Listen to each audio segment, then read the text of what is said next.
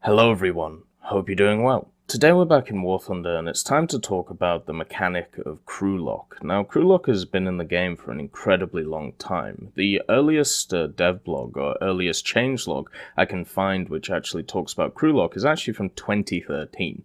And so let's go through what crew lock is, the pros and cons of it and all of that stuff, because it's obviously been a topic on a lot of people's minds for a very long time because it is seen as a punishing negative mechanic, which it is. But the question is, are the punishments justified for what actually happens in the game? So what we're going to do is go through the general pros and the general cons from my point of view on this mechanic. But if you want a TLDW of the whole thing, I think it's a necessary evil that the game requires. Kind of like the idea of Silver Lions, but I think Silver Lions is a lot easier to justify than crew lock to people, but I still see it as a necessary evil. So, let's go through what crew lock is. Crew lock is a basic mechanic to try and prevent people from finishing matches way too early. It is there to punish people who either crash early, or are destroyed early, or leave the game preemptively. So basically, before the battle is finished or before, their team wins or loses, basically it's trying to stop people from not really contributing to the game, but instead focusing on research and RP and Silver Lions instead of the actual battle itself. So as you can see here, if the crew lock occurs if 1. All accessible vehicles are lost in a match due to crashing or being destroyed, as indicated by the kill feed in the bottom right corner. 2. Or the player leaves the game preemptively, i.e. bails from the challenge. Then crew lock is applied to the current nation's roster lineup. Crew lock runs for 7 minutes, starting from the beginning of the match, so if the above statements happen past the 7 minutes into the match, then the crew lock does not apply. It's as simple as that. And then in Ground Forces RB, if the player dies within the first 7 minutes and cannot respawn due to a respawn point shortage, crew lock applies on all vehicles in the lineup that were not used and destroyed during the battle. So the ones which you actually used, you are not crew locked in, but the ones which, you actually, didn't use, they are all crew locked. That's pretty much the difference between aerialistic and ground forces when it comes to this. So you can see the idea is to survive longer than 7 minutes in the game, and therefore you don't get crew locked. There are obviously problems with this idea, but what I want to do is cast our minds back to 2014 when Gaijin actually talked about crew lock in an official development idea, and also, they go through their opinions on why it exists. Now, it was kind of hard finding this, because I think the War Thunder website went through some kind of change in 2015 or 2014, and all of the devlogs from before then, like, the links are dead, so you actually have to go scrolling through the actual website itself to find these. So you can see that this is from the 8th of May 2014, and it's from the official War Thunder Twitter, Devblog explaining why crew locks were enabled. And good old James Chamberlain here is here tweeting, showing that he has been a member of the community for a long time, just like a lot of us. So let's actually go to this, because if you click this, look what happens. So it takes you to a link, and it just takes you to here. So this is what I mean. There's just dead links all over the place when it comes to their devblogs. But if you actually go through, then you can find this. So this is the 8th of May 2014. This is the post that this tweet is talking about. As I said, there is a post from 2013 where I believe crew lock was enabled, but this goes through their general opinions on why it exists. Now remember, 2014 was a different time in War Thunder. Aircraft were the only thing in the game. There was no ground vehicles, definitely no naval or helicopters, it was just airplanes, and mainly World War II stuff, and not a ton of jets, but they were still there. So remember, while we're going through this, it is going to be specified on aircraft, but it's still, today, applies to all the different game modes as well. So, also remember, in 2014, Gaijin's PR department was either a lot smaller or they were a hell of a lot more direct. So what I'm going to read here may be a little bit more crass, but in all honesty, I much prefer people being more direct with me instead of having this PR shield, which is something we have seen much more over the last few years. Gaijin have been a lot more open about, Q&As, about their ideas. I'm going to go over an enlisted Q&A later on today, but the main issue is that sometimes the directness is lost, and therefore there is a lot of weasel words, if, maybe, might, could, all of this, and it just makes it impossible to work out what's actually going on. So, let's go through this. It's a shame, but some players are ready to ditch their teammates when they feel their team is inferior to the opponents. So, this is talking about how if you are matched up, let's say you're in a 5-7 vehicle, and you see that you are in a match which is at 6-7, you might just bail automatically, because you're just like, I'm not playing this, I'm not interested in fighting superior vehicles, I just want to play at my BR. So already, they're going in on the attack. For instance, if one or two members of the team disconnect from the game, or there are too few fighters and too many bombers on the map, these players will just quit the battle. And this is true. We see this already in ground forces a lot. There's a big disdain for specific maps in ground forces, and you see this a lot at top tier, where people would bring in reserves to the top tier, and they would just basically go cruise control straight into the middle of the battle, get shot, move, and then just go on to the next map if they didn't like a specific map. This is why I am not in favor of the mechanic of taking away maps from the map pool. I think people should try their best whenever they are put on a map, and instead of being, let's call it salty, instead of wanting to learn something, they just throw their toys out of the pram. Some of them bail in the unlucky map, or even when the blazing sun is in the wrong position. My god.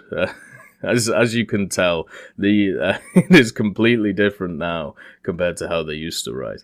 As a matter of practice, when these players leave the game because they don't want to play in a weaker team, that team actually goes on to win the battle. So, defying the odds. The majority of the time, you can defy the odds in War Thunder, but it is a lot harder to do, especially if the enemy team has much more higher tier vehicles than you do. You do have to pull out all of the stops, and even then, it could not work. But for me, this could be addressed by, if you're in a 5-7, fighting 6-7s, maybe a little RP increase or a little bit more of a bonus for killing them would be a way to, address this issue. In fact, no one can predict the outcome within the first 5-7 minutes of the 5-on-5 match. So back then in 2014, matches were way smaller. They did get higher than 5-on-5, but 5-on-5 was seen as a standard. So, when people talk about how there aren't enough players in matches now, just think about, 4 to 5 years ago, where we had 5-on-5 matches as a normal. But yeah, they're completely right.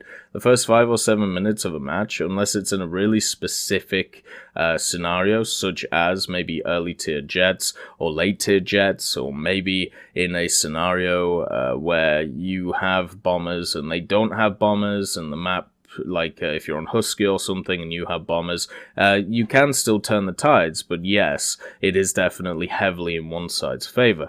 In realistic and simulated, aircraft are hidden, so nobody knows anything about the other team. Fights there, 3 minutes goes by before the first bursts of fire actually happen. Once again, completely correct. You have a lot of setup time in aerialistic, so if you're dying in the first 5 or 7 minutes, it's not normally because you're getting shot down, it's because you've either decided to not be patient and climb, and you're trying to ground pound and you've run into somebody, or you're not playing correctly, I think is the way to put it.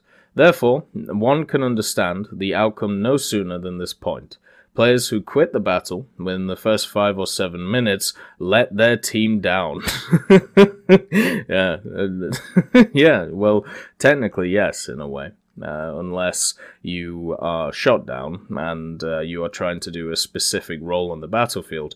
However, we think that it's too strict to lock the crew in the game until the match ends. That's why in version 1.35, we introduced the temporary crew lock for the first 7 minutes of each battle or till its end, e.g. whichever happens sooner. Unfortunately, due to technical issues, we had to disable this feature, but enabled it again in version 1.37, and then disabled it again.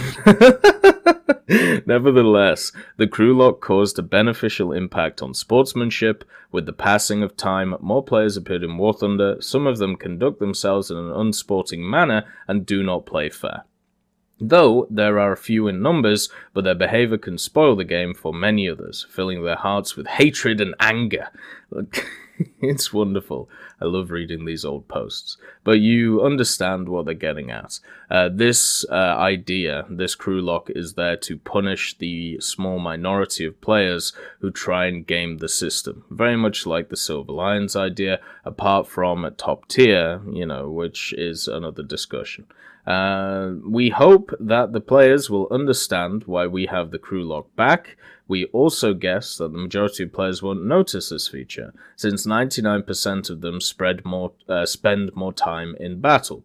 The ones whose crews are locked by accident, we recommend to get familiar with other aircraft in the game.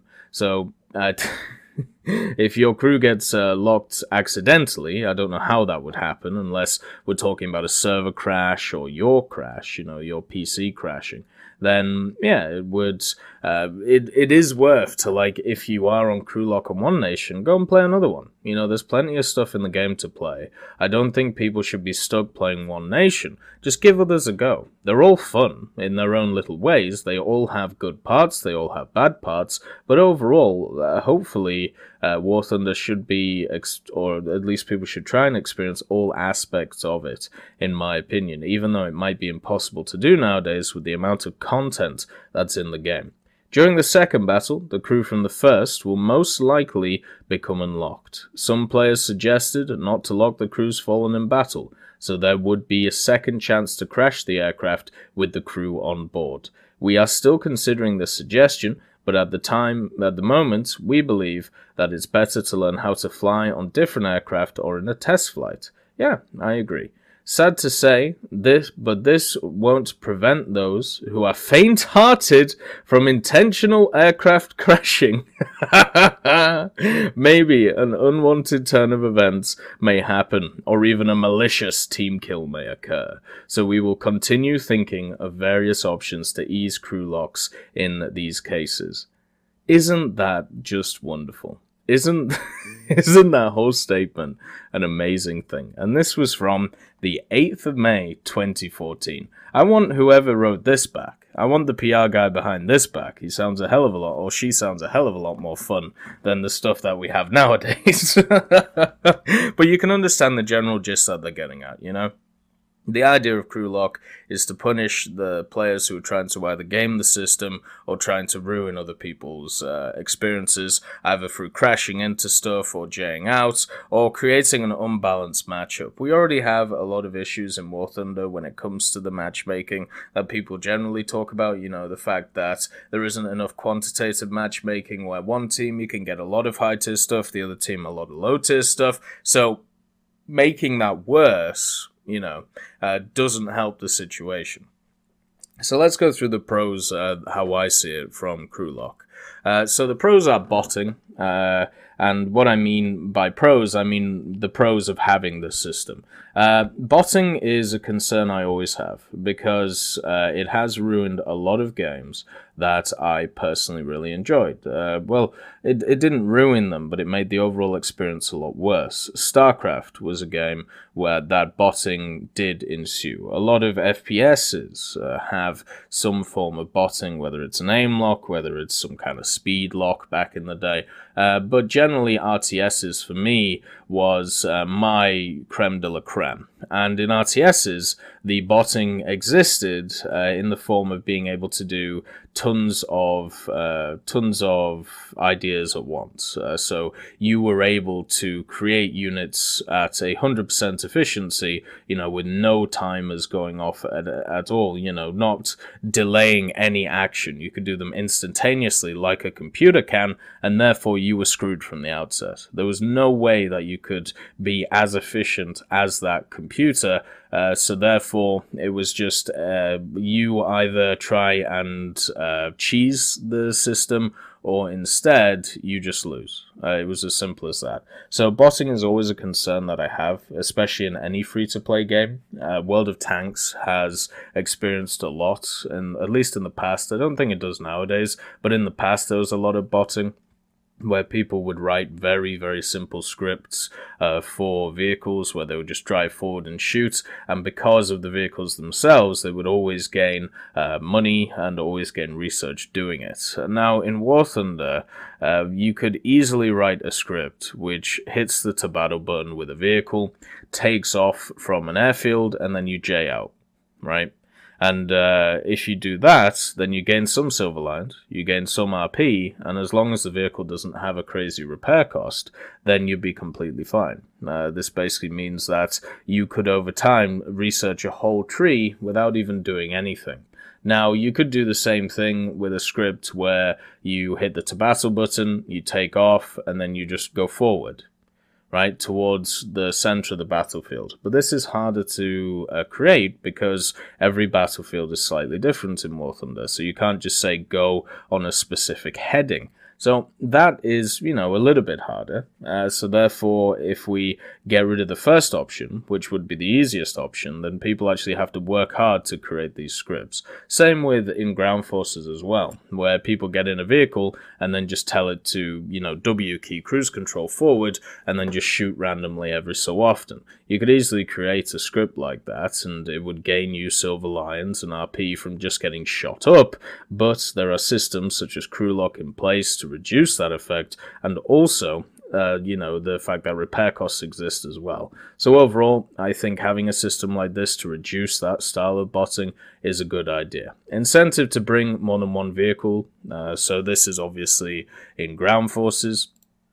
I think personally it would be much better for ground forces and also naval forces if people try and create full lineups. I personally run 3 ground vehicles and 2 aircraft. I've never really struggled with crew lock at all, and the only times I have is when I try and play a crazy aggressive style with a scout, but because of the spawn point change now, I can normally bring in a vehicle after I die on my scouts. I normally get at least 2 spawns, which is wonderful.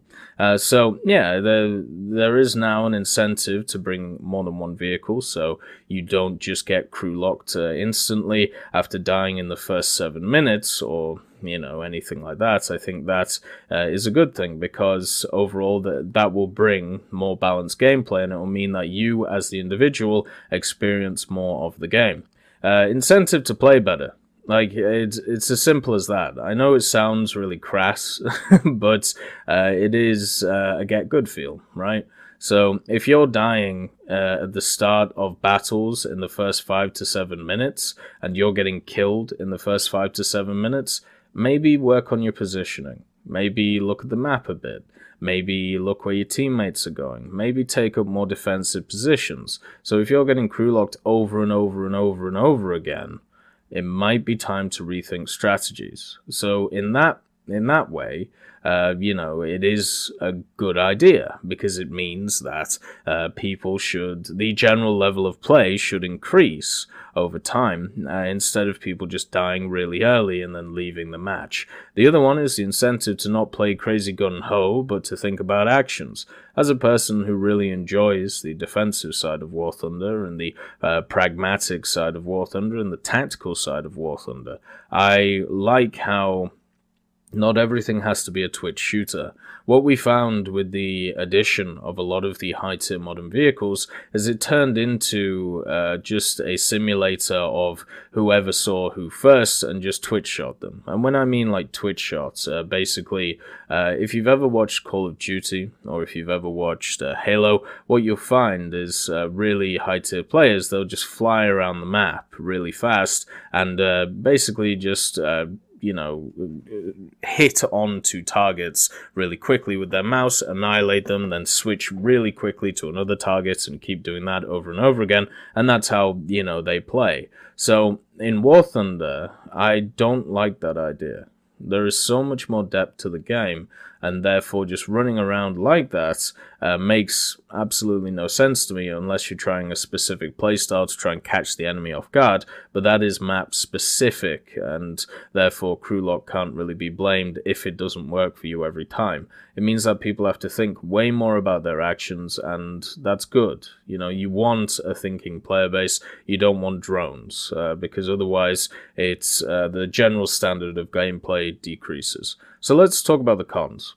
So if you crash into the enemy in a fair engagement, this, to me, is a problem. Obviously, if you are dogfighting somebody in a very early part of the battle, and you crash into them in, if you're going head to head and you both decide to pull up instead of one going down or one going left or one going right, and you will be crew locked for that because it's technically a crash. And this does have to be thought about, but I don't know how you can actually fix this without just annihilating the mechanic, because there's no way for the system to work out if it was a justified crash in a fair engagement or a crash which was not in a fair engagement. The only way you could work that out is if you crashed into an enemy and the system recognized that because two people crashed at the same time, then neither would get crew lock. But then, once again, the system itself, it cannot judge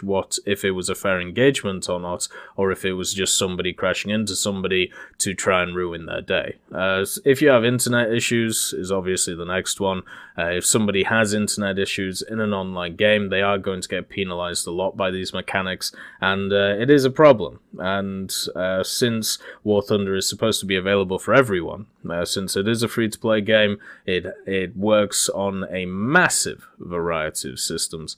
That has to also be thought about. The only way to fix that is not on Gaijin's end, though. It's on the end of the individual. We also have the join in progress feature now. So if you, let's say you leave the battle, you have an internet issue, and then you come back, you're able to join back into that said battle. So I think this is fixed, or at least as fixed as it can be.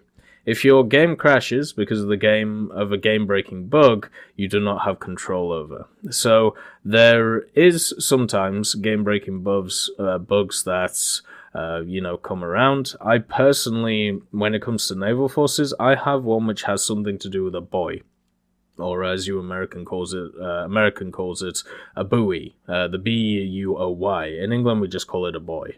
But my game sometimes on naval maps struggles to load a specific texture for a buoy, and it instantly crashes my game, right? So I join the game, my game crashes, I open up War Thunder again, I try and join again, and it crashes again, right? So for me, this is a game-breaking bug, and it seems to only be for my system, or it seems to be maybe a conflict with a user mission that I have. So I could fix it on my end, but if I can't fix it on my end, because this has happened for the last year or so, just randomly, I can't find any rhyme or reason for it, what this means is I will get crew locked, and it isn't anything to do with me. So this impetus is, the impetus to fix this issue is all on Gaijin's end, to make sure that there are no game-breaking bugs, which the player does not have control over, because obviously game-breaking bugs give you a really bad, a really bad negative experience, and as Gaijin, who is delivering a product, you don't want to give, your customers that bad of an experience. And the other one, if the server decides to die. So once again, not in control of the player, and there's not really much we from the player's point of view can do about this, and all we can do is hope that, the servers don't die halfway through a battle. I've personally been having issues in Naval once again, where you just get crazy high ping and high packet loss just every once in a while, and it seems to be server-side, where everything just falls apart halfway through a Naval battle. Everybody is experiencing the same thing, and hopefully that either gets fixed or gets looked at in the near future. But yeah, those are the general pros and cons. The cons are unfortunately things which happen in every online game. Apart from the crash into an enemy in a fair engagement, that can be, sorted out on the player's end. But the other cons are issues which cannot really fully be solved all the time. They can definitely be minimized, and they all have to be minimized from Gaijin's end. So if Gaijin is able to reduce these cons as much as they can, then the pros are looking incredibly good from my personal opinion. I do generally agree that crew lock in itself is a good thing. The reason being is because it does punish people who want to try and game the system and instead want to research as much as they can instead of playing the game in a fair and competitive way. And War Thunder is an online PvP competitive game. You have to think about more than the individual. You have to think about the whole teams and what they're going through. If I just have like 3 people crash, especially if it's a squad. If I have 3 squad mates crash at the start of a game, and I am at a massive advantage against the enemy now, and I'm going to have to play 10 to 15 to 20 minutes in a game where I am at such a disadvantage, if we win, it would be a miracle. That means that I would like those 3 players to be punished for giving me that negative experience. Just like how if somebody is hacking or using scripts, you would also want them to have a negative experience by being banned from the game and breaking its rules. It's kind of as simple as that. And as I said, the crew lock mechanic gets a lot of noise behind it. There's a lot of people talking about it and how it's bad, but please just look at the other side. Please look at the pros on why it exists, and you can see even here, in this quite crass development blog, which I'll leave in the link in the description, it talks about why, Gaijin put it in. It's to try and stop people from abusing the game mechanics and instead just being trolls, to be honest, or trying to game the research system.